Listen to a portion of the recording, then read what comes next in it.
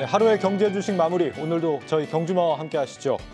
미국의 신용등급 강등 이슈가 충격을 안긴 하루였습니다. 지금 외국인과 기관이 빠져나가면서 시총 상위주들 중에 지금 오늘 살아남은 곳 정말 한 곳도 없었습니다. 지금 시장 읽어주실 적임자 세 분 모셨습니다. 세 분 어서 오세요. 안녕하십니까. 안녕하세요. 아침에 이 신용등급 강등 소식 듣고 생각보다 별로 큰 반향이 없네 싶었는데 아니었습니다. 여지없이 뒤로 갈수록 크게 빠지는 모습 보여줬는데 오늘 시장 좀 어떻게 보셨습니까? 네, AMD의 시간의 실적 발표 이후 흐름까지만 해도 괜찮았었는데 장 개장 전에 또 미국의 3대 신용평가회사 피치가 거의 미국의 신용 등급을 한 단계 강등을 하다 보니까 나스닥 선물이 좀 많이 밀리는 모습이었고 네. 자, 투심이 좋지 않은 상태에서 어떻게 보게 되면 약간 어제 이제 대량의 선물 매수를 동반했던 외국인들이 아침부터 선물 매도를 좀 하면서 시장에 좀 불신을 가져왔고 지수에 영향이 좀 많이 영향을 미치는 예를 들어서 삼성전자나 하이닉스도 차익 매물이 많이 나오면서 또 하필이면 포스코 홀딩스 또는 에코프로 그러니까 시가총액 상위 비중이 많은 반도체와 배터리의 어떤 그 차익 매물이 나오다 보니까 네. 약간 지수가 밀리면서 좀 많이 밀렸던 것 같고요. 다른 한편으로 이게 좀 동시다발적으로 나왔다는 겁니다. 또 중국 증시가 개장을 하면서 보여준 증시도 최근에 이제 부양책 기대감으로 상해 증시가 3,300포인트까지 왔지만은 오늘 또 차익 매물이 나오다 보니까 전체적으로 환율까지 좀 튀면서 약간 오늘 밤도 미국 증시는 약간의 이런 부담감을 안을 수 있을 정도로 네. 좀 최근 들어서 안 좋게 마감했지 않나 그리 봤습니다. 그러니까 아시아 주요국들이 다 빠졌는데 우리도 적지 않게 빠진 것 같고요. 평론가님 네. 어떻게 보셨어요? 저는 이렇게 총평하고 싶습니다. 세력의 뜻이라면, 메이저의 뜻이라면 일단 따를 수밖에 없겠습니다. 이렇게 이야기를 하고 싶은데요. 그동안 이제 시장도 많이 올랐었고, 뉴욕 증시도 많이 뜨거웠었고요. 이걸 막을 재료, 잠깐 열기를 식힐 재료, 그게 공교롭게도 이제 새벽에 피치의 미국의 신용등급 강등이라는 재료가 나왔고 여기를 마치 기다렸다는 듯이 이게 정말 악재인지 아닌지는 조금 이따 살펴보겠습니다. 네. 오늘 국내 시장에서 외국인 선물을요 22,000계약, 거의 3,000계약을 매도를 칩니다. 이게 어제는 또 10,000계약 이상 매수를 해서 시장을 끌어올렸다가 오늘은 23,000계약을 매도를 친다. 이게 이제 인간이 한 것 같지는 않고요. 알고리즘으로 이렇게 매도를 때려서 시장을 밀어놨는데 오늘 좀 특이한 것 중에 하나는 개인들은 계속해서 콜옵션 사고 네. 또 풋옵션 매도하고 끝까지 상방에 대한 미련을 벗지 못했는데 이걸 마치 대놓고 붕괴하듯이 외국인들이 밀어버렸다 이렇게 볼 수가 있겠고요. 참 이럴 때는 억울하죠. 이게 미국의 신용등급 강등이 대단해? 앞으로 어떻게 될까? 이런 모르는 상황에서 일단 메이저가 끌고 시장을 밀어버렸으니까. 근데 또 그런 게 시장인 것 같아서요. 만약에 그렇다면 일단은 여기에는 흉내내는 척, 두려워하는 척하고 따라갈 수밖에 없고요. 이후에 다시 또 대응을 해야 되는 그런 상황이 온 것 같습니다. 네. 지금 코스닥이 3%가 넘게 빠졌는데 충격 크지는 않았다 이렇게 말씀하시는 분도 계신 것 같아서 최근에 워낙 이 증시 변동성이 심하다 보니까 3%가 좀 적게 느껴지시는 모양이지만 실제로는 오늘 상당한 충격이었던 것 같기도 하고요. 차장님 오늘 어떻게 보셨습니까? 그래서 장전에 나왔잖아요. 장전에 이제 그 신용등급 하향 얘기 나왔는데, 근데 오늘 떨어지는 부분이 미국의 그 신용 등급이 하향되면서 글로벌 경기가 위축. 저는 이것보다도 그 전에부터 나왔어야 될 차이 실현 물량 이런 부분에 있어서 이게 하나의 그냥 요소가 되지 않았나라고 좀 생각이 되고 있고, 그러니까 이 투자자나 어떤 기존에 가지고 계신 분들과 그 투자자들이 어떤 피로감을 좀 많이 느끼지 않았나 그 전부터. 네. 그렇기 때문에 시장에서 언제 좀 정리를 해야 되지라는 그런 심리적인 요소가 좀 있던 상태에서 이 미국 쪽에서의 등급 하향이 우리 이걸 빌미를 작용하지 않았나라고 좀 생각이 되고 있고요.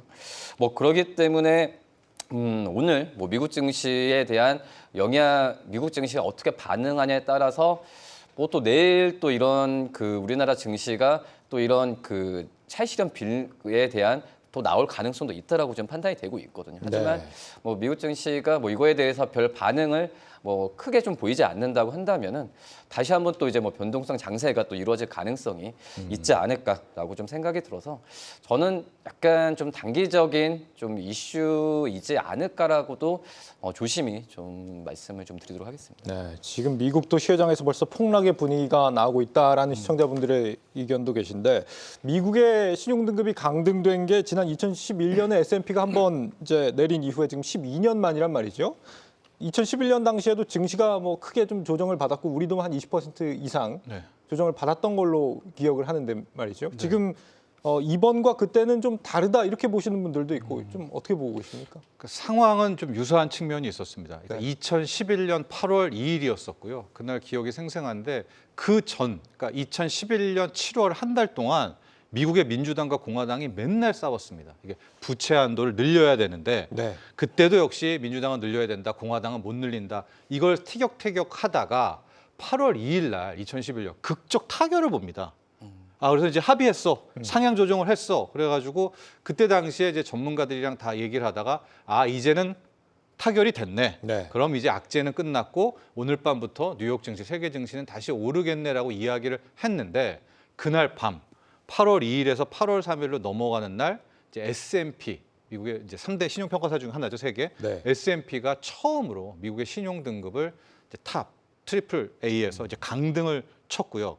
그러자 그 다음 날에 한 2, 3%대 하락이 일단 나와버립니다. 예. 근데 그때도 무슨 얘기들을 많이 했냐면 이게 대단한 악재겠어? 왜냐하면 신용 등급을 강등한다는 것은 쉽게 말하면 그 나라의 조달금리가 오르는 겁니다. 네. 근데 만약 우리나라의 신용 등급이 강등됐다면 앞으로 이제 원화 가치도 폭락하고 이제 우리가 돈 빌릴 때 국가 돈 이자 많이 줘야 되잖아요. 근데 미국이란 나라는 조달할 필요가 없는 게 찍어내잖아요. 그러니까 그때도 이제 몇몇 전문가분들이 이거 요 정도에서 끝나는 걸 거야라고 이제 주말을 맞이하게 됐고요. 주말에 이제 기다렸다는 듯이 뭐 미국에서부터 악재다 쏟아져 내려오고 그 다음 주 월요일부터 폭락이 시작을 해서 한 1900에서 2000으로 움직이던 코스피가 1600까지 장중에 거의 며칠 동안 벌어진 일인가요? 그게 한 일주일 동안 벌어졌습니다. 일주일 동안? 예, 일주일에서 열흘 동안에 이제 20% 넘게 시장이 이제 빠지게 되는 그리고 그게 유럽 재정 위기로 넘어가게 된 이런 상황이었었거든요. 예. 시장에서 똑같은 악재, 똑같은 재료로 두 번 똑같이 빼지는 않을 것 같습니다. 제 생각에도. 네. 왜냐하면 그 악재를 일단 한번 경험해 봤는데 그 다음에 이번에 강등 친 곳은 이제 피치라고 상대적으로 영향력도 작고 네. 우리가 미국의 신용 등급이 트리플 A가 이제 아니야라는 걸 한번 겪었잖아요. 그러니까 이번에도 아마 그런 유사한 거지만 제가 이제 앞서도 말씀드렸지만 이제 메이저가 이 재료를 막 크게 부각하는 거예요. 네. 이걸로 한번 빼볼 만큼 빼볼게. 공매도들도 이걸 가지고 한번 밀어볼게라고 하면 오늘 밤 내일 또 어떤 식으로 이제 마사지를 작업을 할지는 모르거든요. 그러니까 경계감 있게 봐야 된다라고 이제 말씀을 드리고 싶고요. 네. 그때와 이번의 특징 중에서 이제 대표적인 게 그때 먼저 나왔던 건 미국 국채 금리가 튀어오릅니다. 일단 튀어오르고 달러가 미국의 강등이 됐는데 신용등급이 달러가 이제 초강세로 또 확 바뀌거든요. 그래서 저도 지금 그 재료 나오고 계속해서 금리하고 이제 달러 두 개를 보는데 금리가 오르긴 올랐어요. 다시 네. 10년물이 4%까지 올랐는데 네. 이게 막 이제 오늘 밤 봐야 됩니다만 그때 2011년만큼은 아니고 달러도 오늘 원화도 1290원대까지 가고 지금 달러 인덱스도 막 102로 다시 가고 그랬지만 이게 또 아직까지는 그런 공포스러움은 아니거든요. 네. 그런 이제 오늘 내일 시장도 중요하지만 달러 인덱스 또 미국채 10년 금리가 또 튀어오르는지 이걸 확인하시면은 시장이 이번 재료를 어디까지의 하락의 빌미로 쓸까 이런 걸 좀 캐치하실 수 있을 것 같습니다. 예. 부채 한도 협상 직후에 이제 2011년 당시에는 뭐 신용등급 강등이 있었다 말씀을 주셨는데 왜 이번에는 이렇게 한참 뒤에 피치가 내렸을까 싶기도 하고 국제신용평가사 피치가 이번에 미국의 신용등급을 하향 조정한 배경 좀 어떻게 보고 계세요? 네, 배경은 뭐 어제 언론 나온 대로 네. 3년간 앞으로 3년간 미국의 재정 적자가 악화될 것이고 재정 적자 부담 자체는 미국 GDP의 한 6.3% 수준으로 증가하지 않을까 그 이야기인데 근데 시장이 이제 아까 말씀하신 대로 그렇지 않은데 미국 증시나 글로벌 증시가 지금 실적 시장에서 좀 비싸잖아요. 우리가 밸류 기준으로 지금 미국이 S&P 500 기준으로 과거 10년치 평균 PR이 16.5배 정도 되는데 네. 지금 19배 정도 있거든요. 그러니까 차익 실현의 어떤 빌미가 됐는데 말씀하신 대로 왜 이 타이밍이냐가 좀 중요한데 미국이 지난 5월 달에 부채 한도 협상을 타결을 시켰죠. 네. 그러면 지금 8월 달, 9월 달부터 뭐 들어가냐면 본격적으로 미국 국채하고 국공채 물량을 발행을 해야 됩니다. 자금이 풀어진 시점이기 때문에 실제적으로 놓고 보면 이제 피치 입장에서는 부채 한도 협상이라는 건 타결시켰지만은 천문학적인 또 그 미국 국채를 공급해야 되는 시기에 있기 때문에 재정 건전성 악화를 이야기했는데 여기에서 옐런 재무장관이 딱 엄포를 두는 건 뭐냐면 이건 너무 과거 데이터 가지고 앞으로 3년 동안 미국의 재정 정책을 염려하는데 이렇게 얘기했지 않습니까? 예. 조금 전에 평론가님이 그런 이야기를 했어요. 뭐냐면 그러면 미국이 이거는 파월한테도 영향을 주는 건데 앞으로 우리가 언제가 될지 모르겠지만 미국이 금리를 추가적으로 올릴 수도 있고 대신 동결할 수도 있고 내년 내후년은 인하할 수도 있잖아요. 네. 그럼 여기에 반박할 수 있는 세력은 뭐냐면 코미터는 뭐냐면 실제로 피치의 논리도 근거는 있다. 미국이 재정 적자가 계속 앞으로 증가할 건 있는데 아까 조달 비용 이야기 하셨잖아요. 기축 통화를 갖고 있는 상태에서 미국이 내년이든 내후년이든 금리를 추가적인 인상 속도를 둔화하게 되게 되면 피치의 이 주장에 명분이 떨어지는 겁니다. 그런 거기 때문에 너무 또 뭐 깊게 무조건 주장할 필요는 없고 근데 정시의 반응은 생각보다 예민할 수가 있긴 있어요. 왜 그러냐면 그래도 국가 신용 등급의 강동이거든요. 이게 뭐 2011년 이후에 했던 말이에요. 그럼 세계 신용 평가회가 있잖아요. 아마 다 아시겠는데 S&P가 있을 거고 무디스가 있고 네. 피치가 있는데 피치 이 친구들은 거의 대부분이 뒷북입니다. 그리고 점수를 높게 줘요.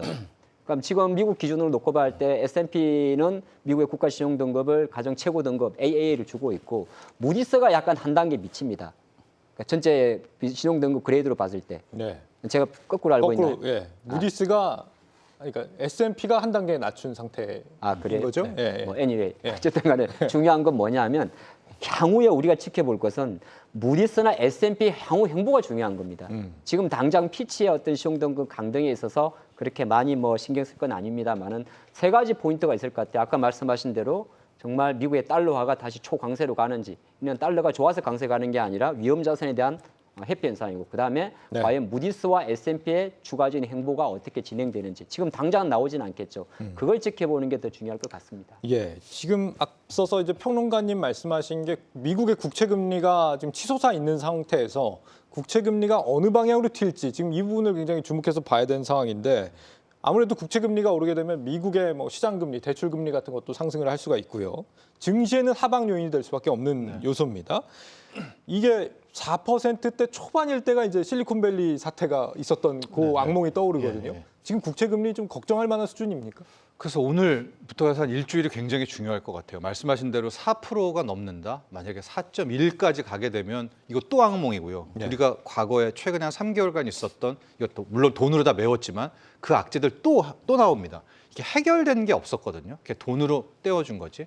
그러니까 시장 금리가 여기서 오른다는 것은 굉장히 부담이 되는 그런 상황은 맞고요. 네. 조금 이따 또 일본 얘기도 하겠지만은 이 지금 상황에서 미국의 국채 금리 이제 10년물 금리가 오를 일만 지금 남아 있는 것처럼 보여요. 네. 그럼 결국 또 뭐로 오느냐? 8월은 없지만 9월에 이런 상황에서 연준이 또 자기들도 금리를 올릴 수가 있을까? 그러니까 이게 두 가지 생각도 가능하죠. 야, 이런 시장 금리 오를 수 있는 악재 때문에 연준이 9월은 자제할 거야라는 생각. 안 그래도 시장 금리 오르는데 연준이 9월에 또 금리 인상한다? 그럼 뻥 터진다. 네. 예, 이러면 이제 파멸이다. 뭐 이런 두 가지의 루트들이 가장 있기 때문에 시나리오는 생각하되 우리가 매일 확인할 보는 이제 10년물 국채 금리죠. 어서 빨리 3.9, 3.8로 내려오는 이제 그런 방향인지 여기서 4가 진짜 네. 다시 위로 가게 된다면 그때는 리스크 관리입니다. 그때 리스크 오는 되게 이제 좀 무모한 부분이 있는 거죠. 지금 상황에서 이 시장 금리가 굉장히 중요해지고 있다는 이유가 미국의 또 상업용 부동산 리스크가 생각보다 좀 심각해지고 있는 것 같아요. 오늘 보니까 지난달 미국 오피스 대출 연체율이 5%에 육박했다 이런 소식도 들리더라고요. 네. 상업용 부동산 리스크 좀 더 불거질 수 있는 상황 아닙니까? 이거? 최근에 샌프란시스코하고 뉴욕 출장을 갔다 온 이제 모 기업 이제 법무팀 변호사한테 직접 제가 들었는데 네. 이미 그쪽은 이 상업용 부동산이 완전히 찬바람입니다. 그러니까 살 사람이 자취를 감췄대요. 그러니까 이제 아이비 중에서도 주식 아이비도 있지만 부동산 아이비들이 있잖아요. 다 그 유태계들이 부잣집 그 부자들 리스트를 갖고 이 빌딩 팔려고 하면 이제 찾아다니면서 이 빌딩 좀 사주십시오 하는데 아예 안 만나준대요. 그러니까 이미 상업용 부동산들의 찬바람은 위기가 이제 완 거고요. 네. 되돌릴 수 없는 길을 간 거고 이게 국내 시장에도 아마 많은 여파를 미치고 있는 것 같습니다. 제가 특정 증권사를 언급하기는 좀 그렇지만 유수의 증권사에서 이제 VIP 고객들을 대상으로 네. 이제 팔았던 이제 부동산 관련 상품들이 전액 아마 손실, 자본 잠식이 된 것 같고요. 예. 근데 안 그래도 이런 위기인데 이제 시장 금리가 또 튄다? 그러면 연체율이 올라가고 완전히 상업용 부동산이 이제 초위기로 미국 이야기이긴 하지만 가게 되기 때문에 계속해서 두 가지 시선입니다. 이제 끝이야, 나락이야라는 시선도 있지만 그러기 때문에 미국이 뭔가 할 거야, 연준이 뭔가 해줄 거야. 이제 그 두 개를 시장에서도 줄타기를 하지 않을까 이렇게 생각합니다. 미국의 상업용 부동산 리스크가 우리한테도 지금 영향을 미치는 상황이니까요. 뭐 오늘 같은 경우도 일부 뭐 금융사, 국내 금융사들의 경우에 뉴욕의 부동산 또 손실 이슈가 또 터지는 것 같고 우리도 주의해서 봐야 될 것 같은데 그러면은 미국의 국채 금리가 요즘 왜 오르는 거냐 이걸 좀 봐야 될 것 같습니다. 이것도 평론가님께 좀 여쭙고 싶어요. 네. 미국 쪽에 이슈가 있는 것도 같고요. 중국도 이유가 되는 것 같고 일본도 이슈가 있는 것 같고. 네, 그리고 요번 것도 있고요. 네. 한 4가지 정도 봐야 되는데요. 첫 번째 이슈는 이제 제롬 파월이 끝이라고 얘기 안 했잖아요. 네. 이제 8월 지나고 나서 9월에 또 올릴지 말지 지켜볼 거야. 뭐 그런 이야기들 때문에 일단은 상방적으로 시장 금리의 요인이 하나가 있는 건 뭐 이제 기본이고요. 네. 두 번째가 일본 이슈 같습니다. 일본 이슈는 뭐냐면 이건 뭐 다 이미 했었던 것 같은데 일본이 더 이상 플러스 마이너스 0.5 YCC를 고수하지 않겠다. 최대한 1%까지 일본 국채 금리가 올라도 이걸 용인하겠다. 더 이상 엔화를 찍어내서 일본 국채를 사주는 작업을 하지 않겠다라는. 그러니까 엔화 약세의 사실상 포기거든요. 네. 이런 식이 돼버리면 일본 국채 금리가 올라가면 이제 일본의 기관 투자자들도 더 이상 미국 국채를 사줄 요인이 떨어지죠. 나아가서 보유하고 있는 일본의 미 국채 물량을 매도할 동기가 생겨버리는 겁니다. 이제 그렇게 되면 역시 미국의 국채 금리가 올라갈 수가 있는 그런 요인이 되고 있고요. 예. 세 번째는 중국입니다. 중국은 안 사줍니다. 이미 안 사주기는커녕 들고 있는 물량 계속 팔려고 하니까 네. 역시 이것도 10년물 국채 금리의 상방 요인. 이런 상황에서 이제 네 번째 오늘 새벽에 미국의 신용등급 강등 소식까지 왔기 때문에 이거 지금 다 면면이 이 상방으로 가는 요인밖에는 없죠. 이제 이걸 해결하는 방법은 뭐 그럴 리야 있겠냐 또 이렇게 말을 했지만 또 연준이 나서서 국채 사주는 것밖에 없겠죠. 예, 아니면은 그때 자넷 옐런이 쓸래다가 말았던 재정 당국이 나서서 재무부가 나서서 미국채를 바이백하는 이제 그러면서 금리를 떨어뜨리는 요인이 있겠고 좀 더 희망 회로를 돌리면 연준이 주춤주춤 하는 거죠. 네. 예. 아 이제는 된 것 같아라고 말하면서 이제 소위 말하는 기대 인플레이션을 기대 그 금리를 떨어뜨리면서 시장이 먼저 하방으로 돌게 만드는 이 정도가 10년물 국채 금리를 죽이는 그런 시나리오라고 볼 수 있는데 뭐 희망회로든 불안회로든 이게 요즘은 그 뭐 돌리는 자체가 힘들어요. 워낙 변동성도 크고 맞습니다. 하루 아침에 별 희귀한 방법이 많이 나오고 있기 때문에 네. 보는 수밖에 없죠. 금리 수준들을 계속. 네. 예. 자 그렇다면 우리 평론가님께서 앞서서 지난 2011년 당시에 일주일 정도 갔다라고 말씀을 주셨는데 이번 이 신용등급 강등 이 충격은 얼마나 더 이어질까? 뭐 평론가님은 답변을 들어볼까요? 평론가님부터 한번 다른 분들도 어떻게 생각하시는지 한번 여쭤보고 싶습니다. 뭐 이건 제 생각입니다. 네. 저는 이제 기간의 문제는 모르겠습니다만 그때 20%를 뺐다면 이번에는 이거 가지고 저는 5%? 네, 그러니까 너무나 똑같은 재료고 똑같은 유형이고 지금 상황에서 미 국채 금리를 튀어오르게 만드는 것은 네. 오히려 시장 붕괴, 미국 붕괴의 또 이슈들도 함께 있습니다. 상업용 부동산도 얘기했기 때문에 그래서 저는 그냥 하방이 하나의 원인 정도. 그래서 우리가 오늘 한 2% 빠졌잖아요. 네. 뭐 추가적으로 한 2, 3% 정도를 더 빼는 그 정도의 저는 악재라고 평가하고 있습니다. 기간은 좀 더 걸리겠죠. 그 정도 빠지는 기간은. 근데 8월 11일이 일단은 이제 그 또 뭐 중요한 이슈들도 있고요. 네. 8월 7일이 일단 8월 그 시작되는 그 옵션 만기일의 월요일이잖아요. 네. 고한 그러니까 월화 정도 8월 7일, 8월 8일까지의 보면 그때까지는 갈 수 있다. 예, 그렇게 네. 보고 있습니다. 차장님께서는 어떻게 예상하세요? 지금부터 뭐 기간을 예상하는 거는 좀 약간은 좀 힘들고 네. 제가 본다고 하더라도 그 비교했을 때 그러니까 그 전에 그 신용등 하향했을 때랑 비교했을 때는 큰 영향은 거의 뭐 그때 충격이 한 30%밖에 나오지 않나라고 좀 생각이 되고 있고요. 지금 가장 그 목지금리나 여러 가지 있겠지만 제일 이제 멀리 봤을 때 그 두려운 부분이 다른 이제 신용평가사가 하향할 가능성 그때 따라서. 된다고 한다면 재정 악화에 대한 부분은 정말 이제 차입 문제나 이자율을 봤을 때도 정말 심각해지는 거거든요. 근데 네. 뭐 S&P나 무디스 같은 경우에는 지금 현재 이 미국에 대해서 어떤 등급 전망도 아직 내리진 않았었고요.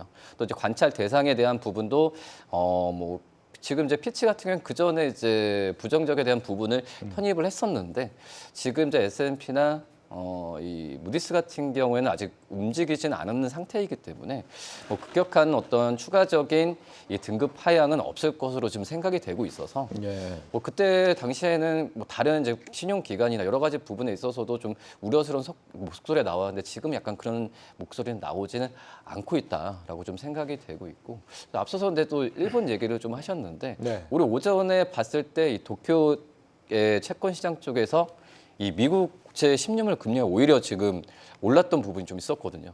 그러니까 떨어졌던 부분이 있었거든요. 네. 그러니까 이제 일본 쪽에서도 일본 쪽에서는 오히려 지금 그 가장 안전한 자산이 아직까지 미국 국채라고 생각을 인식을 많이 하고 있는데, 근데 이제 일본 쪽에서 어떤 긴축 기조가 일어났을 때, 뭐 진짜 미국의 국채를 살 수 없는 상황에 가면은 정말 이제 미국 국채 금리에 대한 부분이 상방이 이제 열려 있을 가능성도 있다라고 좀 생각이 되고 있거든요. 그렇기 때문에 일본 쪽에서의 이런 긴축 뭐 이거에 대한 방향성은 좀 계속 면밀히 찾아봐야 되는 게 왜냐하면 미국 다음으로도 일본 쪽에서의 이 자금에 대한 채권 시장 쪽에서 굉장히 캐파가 크거든요. 네. 이쪽에서 좀 봐야 되는 게 맞지 않나라고 좀 생각이 됩니다. 일본 쪽 상황도 같이 좀 볼 필요가 있다는 말씀을 주셨고요.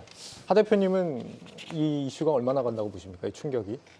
사실 예측은 안 돼요. 왜 그러냐면 피치가 아까도 잠깐 하던 이야기인데 2011년도에 미국 재정 위기 왔을 때도 피치는 신용 등급을 지금 미국을 트리플 A 유지한 게 보니까 1994년 이후 30년 동안 유지를 했었거든요. 네. 근데 그러면서 뭘 했냐면 중간중간에 향후 등급 전망만 조정을 했었어요. 그러니까 가장 근래 2020년도 같은 경우는 부정적, 그리고 최근에 같은 경우는 지난 5월 24일이군요. 네. 부정적 관찰 대상을 지적을 했다가 이제 2달 만에 아예 등급 액션을 취한 거거든요. 네. 물론 이제 우리는 그런 이야기를 합니다.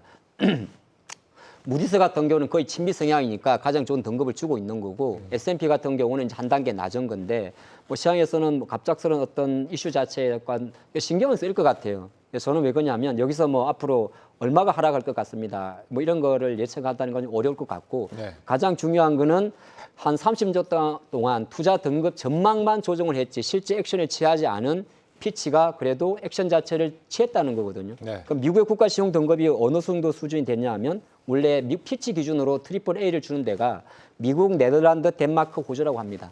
근데 이제 피치 신용 등급 기준으로 한 단계 낮은 뭐 AA 플러스 같은 경우가 오스트리아, 핀란드, 뉴질랜드 급으로 내려가는 거거든요. 물론 이 급을 가지고 비교할 건 아닌데 네. 그래서 저는 좀 그렇게 봐야 될 것 같아요. 이게 우리가 뭐 섣불리 이거는 뭐 금방 끝납니다 이렇게 예측하기도 그렇고 2011년도에 또 이렇게 변했으니까 이렇게 갑니다 말하기도 뭐합니다만은 아까 잠깐 말씀드린 대로 지난 3월 16일 S&P가 3월 16일 그리고 무디스가 올해 5월 17일 이후로 신용 등급 전망에 대해서 스테이블한 전망을 주고 있는데 네. 향후에 등급 전망에 대한 코멘트를 기다려 보는 것도 좋지 않나 그 생각을 하고 있습니다. 오늘 같은 장에 개인들이 많이 매수를 좀 저가 매수의 개념으로 하신 분들도 있을 것 같은데 지금 상황에선 사실 이런 전략을 쓰면 안 되는 단계인가요? 그건 피치를 보고 한 게 아니고 네. 팩트를 보고 했지 않습니까? 네. 저는 그 생각이 듭니다. 이거- 오늘 저가 예. 매수에 들어온 개인 투자가 수급은 피치를 보고 들어온 게 아니고 네. 섹터와 종목을 보고 들어왔을 것 같습니다. 지금 상황에서 어떻게 좀 투자 접근을 하는 게 좋은지 조언도 좀 해주세요. 근데 이게 이제 최근 우리나라 장 포함해서 글로벌 장의 흐름 자체가 네. 외부 변수에 의한 전체 시장에 대한 흔들림보다는 섹터 변수에 의한 시장의 흔들림이라든지 섹터의 쏠림이 심하기 때문에 네. 뭐 지금 상태에서 적극적으로 현금 비중을 만들어라 아니면 이런 전략보다는 가장 중요한 포인트는 뭐냐면 시장이 큰 악재가 조금 없어요 사실은. 이벤트도 없고 8월 달엔 금리 발표도 없고 중간중간에 지표 발표만 나올 건데 그러니까 검증되지 않는 지표 발표 속에서 높은 변동성의 수급이 들어왔다 나왔다 하는 거거든요. 네. 그리고 국내 증시 같은 경우는 지금 역대급 미수금 매매가 이루어지고 있고 신용 잔고도 많기 때문에 제가 생각할 때는 어느 정도의 지수 변동성 클 것 같지는 않은데 섹터 변동성은 좀 클 것 같습니다. 그러니까 이게 종목들의 변동폭을 말하는 거죠. 네. 10% 움직이던 종목들이 요즘에는 뭐 고점 대비 저점 계산하면 20%도 움직이니까 투자가분들은 한편으로는 장기적으로 추세는 이상이 없으니까 조금은 베팅 레버리지만 조금 낮게 그다음에 인터벌만 한 단계 레이트해서 그렇게 보는 게 좋을 것 같습니다. 조금 더 천천히 신중하게 투자해봐라 이런 말씀이신 거죠? 네. 알겠습니다. 오늘 시장의 이 전반적인 부진 속에서도 한 가지 키워드만 유독 주목을 받은 것 같습니다. 바로 초전도체입니다. 우리 투자자분들 뭐 매우 똑똑하시기 때문에 초전도체 뭐냐 이 개념적인 부분 많이들 이해하고 계실 거라고 생각되지만 이 부분도 하 대표님께서 한 번 더 정리를 좀 해주시면 좋을 것 같아요. 초전도체 이슈에 대해서. 네, 뜨겁죠. 엄청 뜨겁습니다. 네. 오늘도 아마 오늘 증시가 많이 내려갔는데 올라간 종목들이 거의 대부분 초전도체 관련주일 거예요. 이제 물론 이제 여러 가지 갑론을박도 있고 앞으로도 많이 나오는데 뭐 전도체죠. 쉽게 말해서 우리가 말하면 초전도체라는 게 개념 정리부터 아마 하고 가겠습니다. 국내 네. 이제 퀀텀 에너지 연구소, 퀀텀 에너지 연구소하고 한양대학교 명예 교수님이 지난달에 사전에 논문 하나 발표했는데 이게 이제 사전 풀이 논문이에요. 그래서 이제 아카이버라는 이런 사이트에 올렸는데 국내 기술진이 LK99이라고 이야기를 합니다. 새로운 물질을 개발했다는 이야기죠. 네. 그럼 초전도체라는 건 뭐냐면 딱 두 가지입니다. 결론부터 말씀드리면 전류 저항 제로입니다. 그러니까 전류 저항이 아예 제로. 그러니까 우리가 보통 전기가 흐르게 되면 자연적으로 몇 퍼센트, 10% 이상의 전력 노출이 있습니다. 그게 이제 초전도체라는 건 아예 전도체라는 게 전류가 흐르는 거잖아요. 전류에 흐르는 전력 누수가 0%라는 겁니다. 그리고 두 번째는 국내에서 LK99이라고 이야기하는 거는 현재까지는 초저온 상태에서 한 온도로 치면 200도 이하의 영하에서만 가능한데 이거는 상온, 상압에서도 가능한 신물질을 개발했다는 이야기가 나오다 보니까 우리 연구진이 이걸 네, 개발했다. 우리 연구진이 네. 나오다 보니까 정시가 지금 갑론을박 많이 나오는 부분이고 그런 이슈에서 시장에서 관련 지분을 투자한 기업들 쪽으로 상당히 큰 쏠림이 있었다. 일단 그렇게 네. 보겠습니다. 오늘 관련주들이 상한가 무더기로 지금 발생을 했는데 아직 뭐 실증은 안 됐지만 이론적으로는 가능하다는 평가를 미국의 지금 로렌스 버클리 연구소가 내렸다. 이 연구소가 뭐 세계적으로 좀 권위 있는 연구 기관이다 보니까 아무래도 기대감들이 좀 커지고 있는 상황으로 보이는데 기존에도 이제 초전도체 관련된 그 기대감들은 있었는데 이 기관이 지금 얘기를 하기 때문에 이번엔 좀 다르다 이런 기대감들이 있는 것 같거든요. 실제로 근데 검증되려면은 좀 몇 년 걸리는 이슈 아닙니까? 당장 뭐가 나올 수 있는 건 아니죠.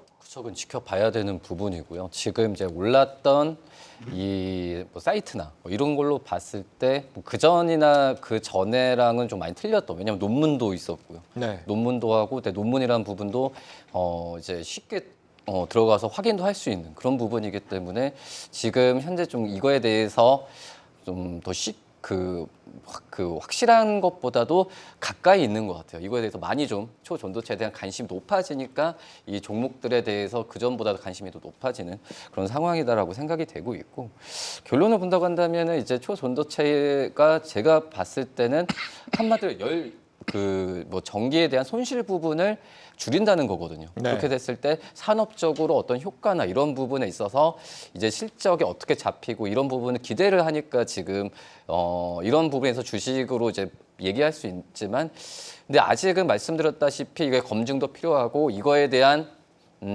어떤 실적이 잡히는 부분도 아마 좀 기약이 좀 없을 거예요.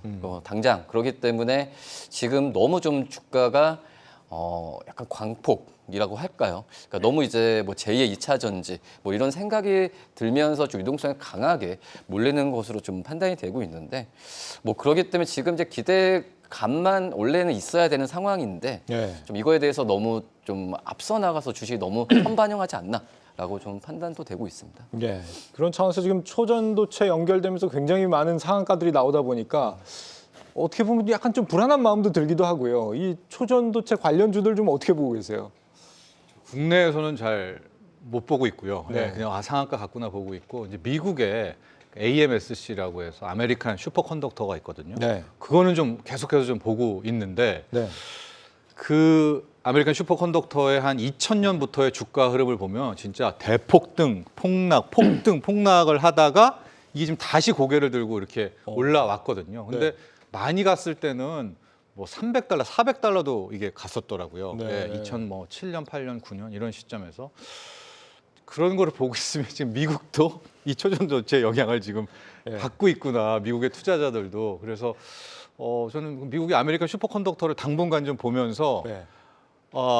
국내와 좀 매치를 해보고, 뭐 국내도 투자하시면 좋겠지만 이 주식이 어쨌든 현재 대장주처럼 보이니까 이것도 함께 좀 눈여겨 보시면 좋을 것 네. 같습니다. 그러니까 천공의 성이 막 정말 존재할 수 있다. 이 기대감 때문에 엄청 뜨거운 상황인 건데 네. 실제 우리나라에서도 뭐 여러 가지 종목들 있잖아요. 신성, 델타테크 등등. 관련성이 진짜로 있는 종목은 맞는 겁니까? 관련성은 있죠. 왜 그러냐면 국내 연구진이 이제 민간 연구 회사입니다. 이미 뭐 기업명이 나왔기 때문에 퀀텀 에너지 연구소라고 하는데 국내에서 이제 움직이는 그 테마주란 표현을 일단 저는 사용하고 싶어요. 네. 두 가지 부류입니다. 하나는 퀀텀 에너지 연구소에 간접적으로 투자한 회사입니다. 투자한 회사 지분 관계가 있는 이제 여기에 투자한 회사 모 벤처 투자 회사, LNS 벤처 캐피탈이라는 회사가 있는데 예. 이 LNS 벤처 캐피탈이라는 회사를 투자한 회사가 되는 거죠. 그게 이제 시장에서 지금 오늘 뭐 최근에 각광을 받고 있는 신성 델타테크라든지 파워로직스, 네. 아모텍, 한양 ENG 이런 종목들이 되는 거고 그다음에 우후죽순 많은 종목이 움직이는데 이게 왜 그러냐면 이거 물질이잖아요. 네. 그러니까 물질이거든요. 시장에서는 납인지 굴인지도 헷갈린단 말이죠. 그러다 보니까 이제 관련 이야기인데 이건 조금 하다 보면 이야기를 조금 이어서 하겠습니다. 네. 그럼 초전도체는 게 지금 나온 거냐? 원래 있어요. 이게 나온 거는 실제 초전도 현상 자체가 발견된 거는 지금부터 100년 전 사건이고요. 그 당시 네덜란드에서 박사가 만들었는데 그래서 그분은 노벨 물리학상을 받았어요. 네. 그럼 지난 100년 동안 이 연구는 모든 글로벌의 주요 뭐 이공계나 물리학에서 연구를 해왔습니다. 구체적으로 말하면 초전도체인데 앞에 두 글자가 무조건 들어가야 됩니다. 상온, 상압.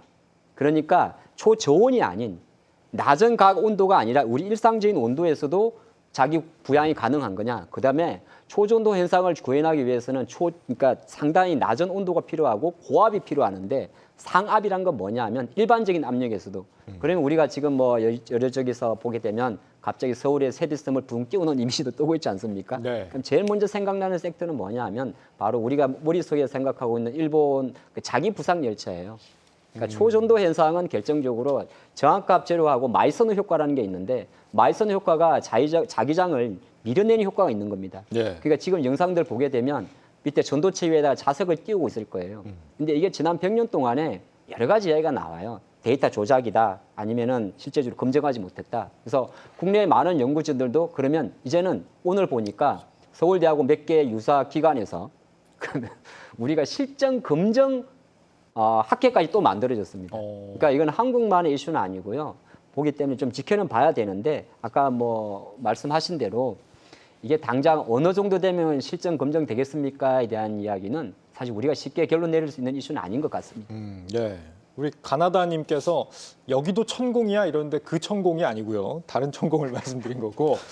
자, 그러면 그나마 우리가 좀 여러 가지 관련주들에 대한 그 의구심들이 있다 보니까 지금 투자에 좀 접근해보자 하면서 그나마 좀 그 거리낌이 좀 덜한 섹터가 종목들이 뭐 LS 전선 아시아, 뭐 LS 일렉트릭 이 테마를 타고 이쪽으로 좀 접근해보는 전략은 어떻게 보세요?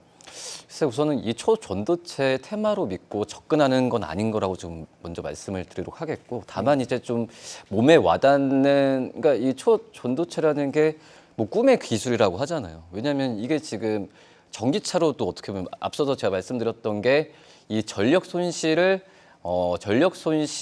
이제 방어할 수 있다. 거의 100% 어떻게 방어할 수가 있죠. 네. 뭐 그런 점에서 봤을 때는 전기차로도 지금 연결이 되는 상황이거든요. 이게 됐을 때 전기차에 대한 상용화나 또 어떻게 보면 이거에 대한 이 시장에서의 그 전기차의 침투율이 더 높아질 가능성도 있다라고 좀 생각이 되고 있고 뭐 진짜 뭐 양자 컴퓨터는 모든 산업에 이거에 대한 이 초전도체에 대한 부분이 상용화 된다고 한다면은 정말 모든 산업이 진짜 획기적으로 좋아질 가능성이 있다라고 좀 생각이 되고 있고 그다음에 이제 말씀하셨듯이 뭐 LS나 이런 이 어떤 케이블 쪽으로 본다고 하더라도 한마디로 이제 뭐 서울에서 이제 부산 쪽에서의 그런 그 전기의 그 누수가 없다는 얘기잖아요. 네. 뭐 그렇게 된다고 한다면은 이 진짜 개발이 돼서 상용화 돼봐야겠지만 뭐 지금 이제 가장 실제적인 게 이제 전선 뭐 이런 관련주들이지 않을까. 나머지 기업들 같은 경우에는 이 연구 개발한 어떤 회사나 이런 쪽에서의 지분이 좀 갖고 있는 그런 부분이 좀 있는 상황인데 이 뭐 케이블과 관련된 기업들을 좀 관심 있게 봐야 되지 않을까라고 좀 생각이 듭니다. 네. 그래서 초전도체 관련 섹터는 들어가는 게 맞습니까? 아니면 좀 밀어두는 게 좋습니까? 밀어두는 게 좋습니다. 분명하시네요, 그거는. 왜냐하면은 되면 좋겠죠. 네, 좋은 것도 있고 나쁜 것도 있을 겁니다. 왜냐하면 완전히 게임 체인지가 됩니다. 아까 우리 차장님 말씀하셨잖아요. 그래서 오죽해서 그런 게 나오는 겁니다. 스마트폰 안에 양자 컴퓨팅을 할 수 있을 정도 되는 거고 네. 뭐 시장 일각에서 말하는 많은 투자분들도 밖에서 이것 때문에 배터리가 내린다고 하는데 별개의 문제입니다. 물론 초전도체가 상용화된다면 전기차 입장에서 가장 세 가지 원가 중에 하나가 배터리 구동 모터인데 구동 모터의 파워를 엄청나게 올리게 됩니다. 그러면 현실화됐을 경우에는 사실 배터리의 우리가 주행거리나 NCM의 의미가 없어지긴 하죠. 근데 이건 너무 멀리 나간 거예요. 쉽게 말해서 차라리 초전도체 때문에 배터리가 빠진다고 이야기하면 저는 세빛 둥둥샘을 띄우겠습니다. 예? 그 정도를 생각하셔야 되는 거고 한편으로 놓고 봤을 때는 새로운 물질에 대한 발견에 대한 이야기잖아요. 네. 이게 납과 주석을 섞었는지 우리는 알 수가 없는 거예요.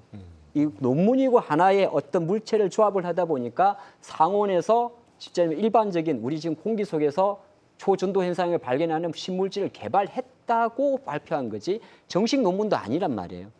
그래서 지금 시장에서 움직이는 엄청난 어떤 그 관련주들은 하필이면 반도체도 배터리도 조금 힘이 좀 빠지는 상황에서 들어왔던 자금들이 확 몰렸기 때문에 저는 자신 있게 말하고 싶습니다. 단타하실 분은 모르겠는데 이거 가지고 섹터 주도주가 뭐냐고 가는 것은 좀 아닌 것 같습니다. 예.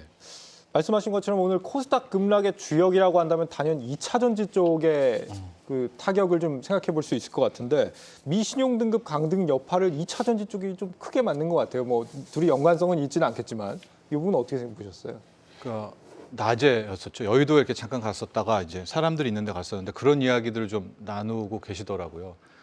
공매도가 정말 지긋지긋하다. 자기네 힘으로는 안 되니까 이제 피치까지 가세시켜가지고 이렇게 하려고 해. 막 이제 정말 진지하게 그런 이야기들을 나누시는 것 같아요. 그러니까 네. 방금 우리 앵커도 이야기했지만 아니 하필 이 전쟁 중에 왜 이런 악재를 나왔지? 참 그것도 이게 협상되고요. 협상되고 3년 동안 이제 앞으로 노코멘트 하기로 민주당 공화당이 다 얘기했잖아요. 그거는 공화당도 자기네들이 정권 잡으면은 부채 늘려야 되잖아요. 그러니까 자기도 오케이 한 거라고요. 근데 그때 안 때리고 왜 오늘 새벽에 때린 거야? 이런 말씀을 이제 하셨습니다. 그래서 제가 모두에 웨이저가 그렇게 간다면야 뭐 진짜 받아들여야 될 수밖에 없겠다. 근데 이것도 다 가설이고 억울한 일이지만은 네. 일단 이걸 가지고 소위 말한 쇼 세력들 한 번 더 누르려는 세력은 또 악랄하게 오늘 상황을 또 선물 이용하겠죠. 이용할 거는 같아요. 오늘 진짜 선물 시장 보니까 잔인하더라고요. 끝까지 그 23,000개를 이렇게 눌러버리는데 야 진짜 좀 화도 났지만은 또 뭐 어떻게 하겠습니까 그 상황을요. 예. 근데 그것도 이 한국 거래소나 제도 당국에서는 충분히 공매도의 어떤 기울어진 운동장만큼이나 사실은 외국인이 어떻게 2만 계약을 사고 팝니까? 말이 안 되는 거거든요. 우리 일반 개인 투자분들은 선물 시장에 나는 지수 변동성을 잘 맞춘다고 생각을 해서 만약에 지수가 내릴 것 같으면 선물 매도라는 포지션을 취하면 되는데 개인 투자가분들은 전거금이라는 제도 때문에 내 돈만으로 투자할 수가 있어요. 근데 여전히 기관이나 외국인 투자자들은 사후 전거금을 사용을 합니다. 사후 전거금이 뭐냐 하면 장중 같은 경우는 실제적으로 돈이 없는 상태에서도 매도 포지션을 취할 수가 있고 매수도 할 수 있고 네. 장 끝나고 나면 선물 시장 자체가 일일 정산 제도를 사용하기 때문에 차익만 집어넣으면 되거든요. 근데 이러면 또 지금처럼 장이 좀 지수 변동성이 클 때 외국인 매수 세력들이 평론가님 말씀하신 대로 하루에 10,000계약만 샀다 팔아도 방향성이 어제처럼 훅 갔다 훅 빠져요. 그러면 이거는 시가총액 상위 종목 움직이는 게 아니라 특히나 중소형주 같은 경우는 지수가 코스피 오늘 2%, 코스닥이 3% 빠졌거든요. 예. 그러면 무슨 난리 났나 싶어가지고 무조건 주식을 팔아버리는 성향이 있습니다. 그래서 선물 시장 같은 경우도 말 나온 김에 갑자기 생각이 나는데 어저께였나요? 아니 왜 한국 거래소는 갑자기 코스코는 그걸 사과를 안 합니까? 어떤 말씀? 어제 맞죠? 그제. 그제입니까? 네. 아니 무슨 새롭게 파생제도 시간을 조정을 했으면 내가 해명 자료를 보고 좀 화가 났는데 그거 뭐 매매 체결에는 이상 없었다. 그렇게 해명하면 안 됩니다. 그 시세 연장다는 것 자체도 실제적으로 하루에 300억, 200억의 세금을 가져가는 한국 거래소 입장에서는 충분히 교정해야 되는 부분이거든요. 네. 갑자기 왜 하지? 어쨌든 간에 좀 이런 관점에서 사실 외국인 선물 매수 어제 2만 개 오늘 마이너스 2만 개 매도를 보면서 네. 여전히 좀 많은 좀 아쉬움이 있었습니다. 예. 결론 없네요. 뭐 가끔씩 화내시는 것도 뭐 괜찮은 것 같아요. 알겠습니다. 테슬라가 지금 주행 보조 장치 결함 이슈가 생기면서 대규모 리콜 우려가 지금 있잖아요. 뭐 한 28만 대 정도 리콜할 수도 있다. 요게 2차 전지 쪽에 또 악재로 작용한 것들이 아니냐 이렇게 보시는 시각도 있던데 이런 부분도 연관성이 있을까요? 있죠. 그러니까 근데 다 이유를 끼워 맞추면 다 이유가 되긴 한데, 근데 솔직히 이제 그 테슬라 쪽에서의 그 전에 이제 그 도로교통안전국에서는 많이 이런 걸 얘기했었거든요. 리콜이나 네. 이런 부분도 뭐 다른 쪽에서의 뭐 최소 안전벨트나 이런 부분 쪽에서도 리콜에 대한 부분 얘기 많이 했었고, 근데 이제 그 지금 이번에 나왔던 부분 같은 경우에는 어떤 인명 피해는 없는 그런 상황이고, 어떤 그러니까 신고에 대한 부분보다도 그거에 대해서 그냥 어떤 컴플레인에 대한 부분에 있어서 그걸 이제 테슬라 측 요구하는 거라고 좀 생각이 되고 있어서, 네. 이거에 대한 이슈는 물론 이제 테슬라도 이것 때문에 좀 떨어졌고 관련주들도 뭐 떨어졌지만은, 저는 이 이슈로만 본다면은 오늘 하루로 이 미국 종목들은 끝날 가능성이 있지만은, 근데 이제 우리나라는 좀 많이 틀리죠. 지금 2차 전지에 대한 이 쏠림 현상이 해소되는 상황에서 여러 가지 좀 불안한 그 지금 위치가 있잖아요. 다른 국가들의 2차 전지 이런 관련주, 뭐 전기차 관련주보다도 우리나라 쪽이 지금 현재 이 부분이 굉장히 좀 그 조금만 이런 악재가 나왔을 때 반응하는 속도가 굉장히 좀 빠르기 때문에, 네. 그거에 대한 부분은 좀 아쉬운 건 분명히 좀 있다라고 좀 생각이 되고 있고요.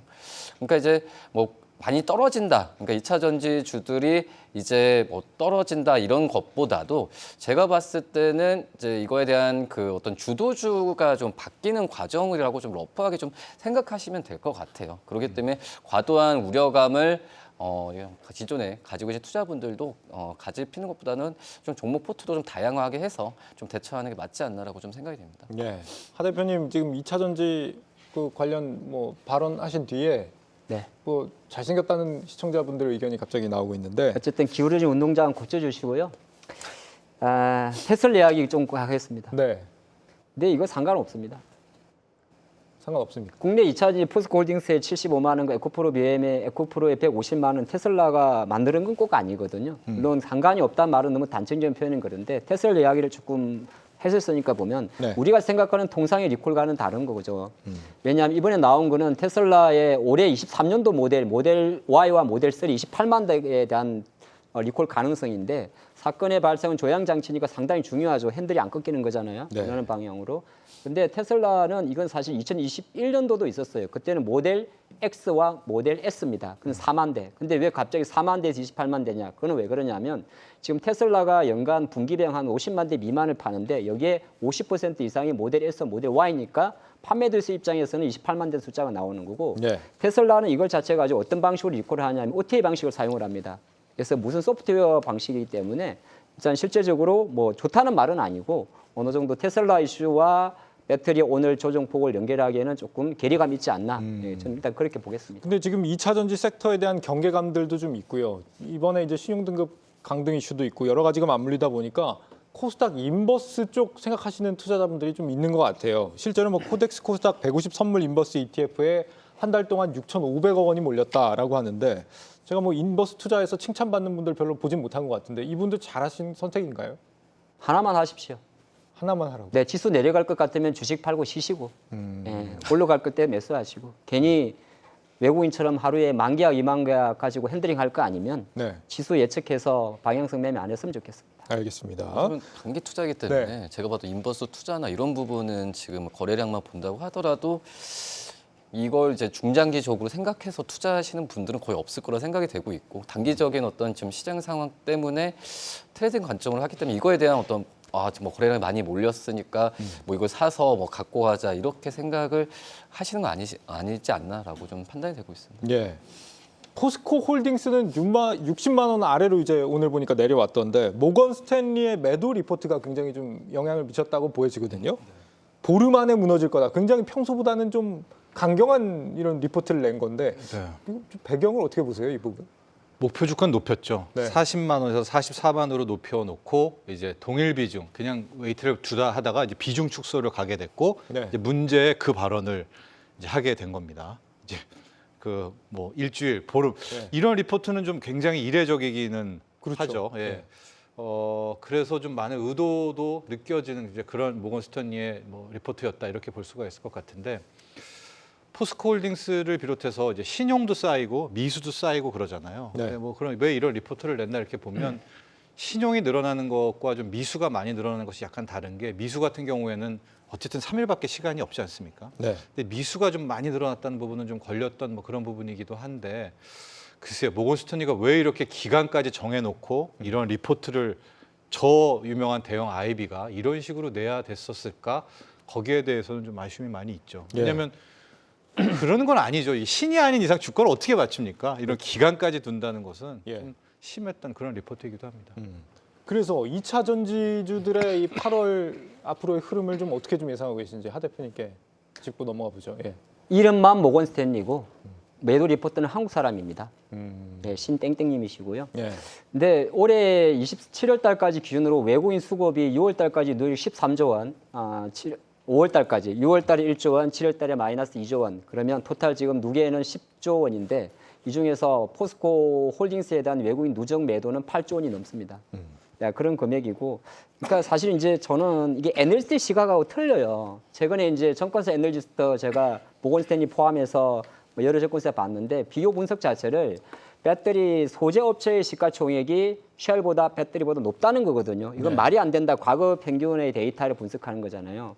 그러니까 뭐냐면 뭐 과거 역사적으로 놓고 봤을 때는 국내 H모 증권사의 배터리 쉘에 대한 매도 리포트의 근거를 제가 체크를 해봤더니 보통 배터리 그러니까 셀은 이제 LG엔솔 같은 걸 말하겠죠. 예. 근데 소재 캐스드라든지 양극재라든지 이런 거는 쉘 가격의 40% 정도의 할인을 받았는데 지금 오버페이스에서 올라갔으니까 셀이 비싸다는 건데 비싸다 싸다의 논리보다는 제가 생각할 때는 굳이 왜 이렇게 제가 보고서에서 이게 무슨 말도 안 되는 겁니까? 주가를 뭐 점쟁이도 아니고 15일 안에 하락하다죠. 네. 모건 스탠리 우리나라 공매도 1위입니다. 침착하시고요. 네, 침착하시고. 그래서 일단 무슨 말이냐면 네. 굳이 이제 애널리스트 분들 입장에서는 물론 투자 의견은 뭐 본인들 생각과는 좀 다르겠는데 너무 이렇게 자극적으로까지 쓸 필요는 뭐 있을까 생각을 해보겠고 본론으로 돌아와서 지금 그러면 2차 전지 포스코 홀딩스나 에코프로나 에코프로 BM의 주가에 대해서는 어떻게 생각하냐고 묻는다면 네. 지난 7월 한 중순 이후부터 단기적으로 50% 정도 이상이 너무 빠르게 올랐기 때문에 단기 빠르게 오른 데 상승에 따른 차익 욕구라든지 단기적으로 들어왔던 투기 자금에 대한 일정 부분의 그 자금들이에요. 원래 쭉 가져오던 자금들은 동요가 없는데 괜히 중간에 급하게 들어오는 자금들의 상당히 큰 변동성 때문에 약간의 가격 수렴은 조금 필요하지 않겠느냐 그렇게 네. 보고 있습니다. 요즘 지금 악재로 자주 등장하는 단어 중에 이 단어가 있습니다. 바로 카르텔이라는 단어인데 오늘 LH가 반카르텔 본부를 설치했습니다. 순살 아파트 논란 좀 일파만파 좀 커지는 것 같더라고요. 네, 뭐 요즘은 이제 언론사에서 순살이라는 표현을 쓰지 않겠다. 철근 누락 아파트 뭐 이렇게 좀 통일을 하고 있는 것 같은데요. 우리가 네. 기존의 아파트를 질 땐 과거에는 벽식이라고 해가지고 이제 기둥이 있으면은 네. 여기 슬랩을 올리기 전에 그냥 판을 하나를 깔고 이 위에다 이렇게 올려놓고 기둥을 이렇게 받칩니다. 네. 근데 이게 층간 소음이 엄청나죠. 그냥 그 판으로 다 받게 되니까. 그래서 그 다음에 나온 게 이제 라멘식, 그러니까 대들보를 까는 겁니다. 기둥이 있고 여기에 대들보 하나 쭉쭉쭉 빔을 깐 다음에 그 위에다가 판을 올리게 되는. 이게 층간 소음도 적고 아주 좋은데 네. 공사비가 이제 비싼 거예요. 게다가 시간도 공기도 굉장히 길게 되죠. 왜냐하면 빔을 한번 철근을 작업하고 그 위에다가 또 올려야 되니까. 그래서 최근에 나온 게 이제 무량식, 무량공법이라고 해서 네. 다리 만드는 기법입니다. 그냥 판이 여기 있습니다. 여기에다 기둥을 그냥 갖다 대고 끝. 철근 없이.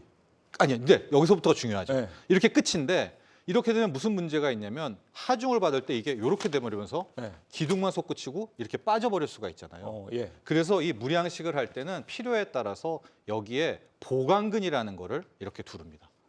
여기 판하고 이 기둥 사이에 여기 기둥하고 맞점에서 이렇게 디귿자형으로 네. 철근으로 보강근을 해요. 그러니까 다리 같은 것도 보면 그냥 교량이 있지 않고 여기가 다 보강이 돼 있는 거거든요. 예. 근데 지금 문제가 된 LH의 15개구의 아파트는 무량식으로는 지었는데 이 기둥과 소위 말하는 바닥, 이 슬래브를 받쳤을 때 여기에 디귿자형의 이 보강근이 안 들어갔다는, 그러니까 철근이 누락됐다라는 것이고요. 네.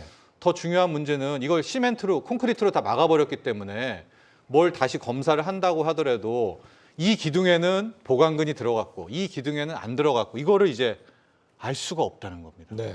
그런데 이게 이제 정치적으로 쟁점화가 되니까 오늘 LH에서 나와서 우리가 스스로 TF팀을 만들어서 이 이제 철근 누락 아파트에 대한 이게 시스템 문제인지 뭐가 잘못됐는지 뭐 이런 것들을 조사하겠다라고 이야기를 했는데 이것도 문제가 지금 이제 문제가 된 아파트들의 감리된 곳들이 있잖아요. 네. 근데 한 9개 정도의 아파트의 감리 회사들을 봤더니 LH의 퇴직자분들이 그 감리 회사에 또 다 들어가 있었다. 그러니까 아하. 스스로 일단은 한다고 했는데 TF팀에서 그게 네. 제대로 될 수 있을까? 여기에 대한 불안이 커지고 있는 가운데 어제부터 오늘의 또 이슈는 뭐냐? 이게 LH 15개 문제가 아니라 2017, 2018년부터 이제 민간 아파트에도 무량식 공법이 퍼졌는데 네. 이거 전수조사해야 되는 거 아니냐?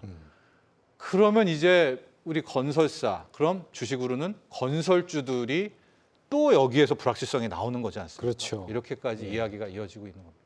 이게 지금 얼마나 이어질 것인가 좀 살펴봐야겠는데 시간이 오늘은 없어서 요거는 내일 또 정리를 한번 해드리도록 하겠습니다. 지금 초전도체라는 키워드에 지금 온 시장이 들썩이는 걸 보면서 한편으로는 좀 안타까운 마음이 듭니다. 그만큼 우리 시장에 지금 마땅히 기대할 만한 산업이 특별히 없지 않나 이런 아쉬움인데요. 지난달 우리나라 15대 주요 수출 품목 가운데 3개 빼고는 다 마이너스입니다. 새로운 성장 모멘텀이 좀 만들어지길 기대해 보겠습니다. 내일은 손석우, 이영훈 전문가 그리고 한국 퀀트 분석 1호 강환국 작가가 함께 하겠습니다. 내일 뵙겠습니다. 고맙습니다.